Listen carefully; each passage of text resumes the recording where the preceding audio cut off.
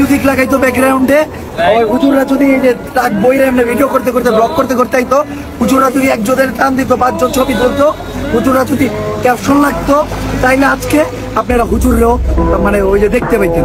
আপনারা অনেকে কমেন্ট করতেন যে এই দুর্দিনে আপনারা আগে গেলেন, কই সেই আমাদের হুজুররা যারা ওই যে ওই আর্টিস্ট করতে গেছিল, ওই যারা ওই যে এই আন্দোলন এটা করতে গেছিল ওটা করতে গেছিল।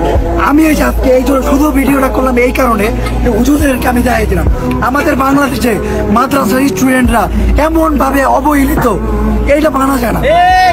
আমাদের আন্দোলনে শুধু কি আমরা এই যে সিভিল স্টুডেন্টরা জয়েন করে দিলাম, আমরা কি স্কুলের স্টুডেন্টরা জয়েন করে দিলাম, আমরা কি খালি ভারতীয় স্টুডেন্টরা জয়েন করে দিলাম?